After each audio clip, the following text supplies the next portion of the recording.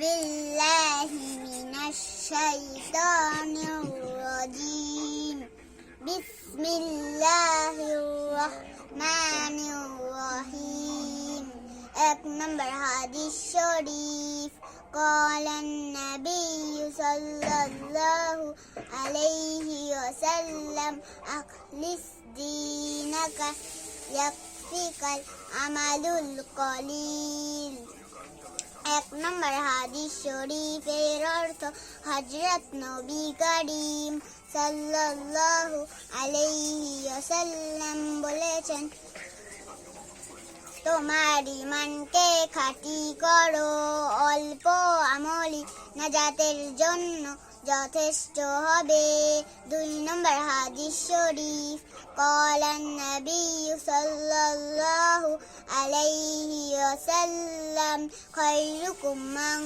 تعلم القرآن وعلمه 2 নম্বর হাদিস শরীফের অর্থ হযরত নবী করিম সাল্লাল্লাহু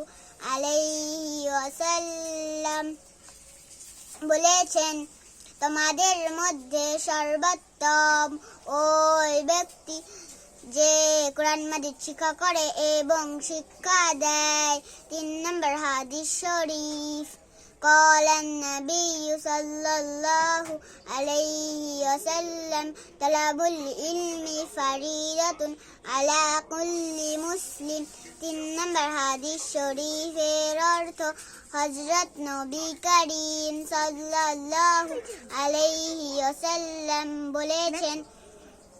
দিনী ইলম শিক্ষা করা প্রত্যেক মুসলমানের উপর ফরজ। 4 নম্বর হাদিস শরীফ قال النبي صلى الله عليه وسلم الطهور شطر الإيمان 4 নম্বর হাদিস শরীফের অর্থ হযরত নবী করিম সাল্লাল্লাহু আলাইহি ওয়াসাল্লাম বলেছেন, পবিত্রতা ঈমানের অঙ্গ। 5 নম্বর হাদিস শরীফ قال النبي صلى الله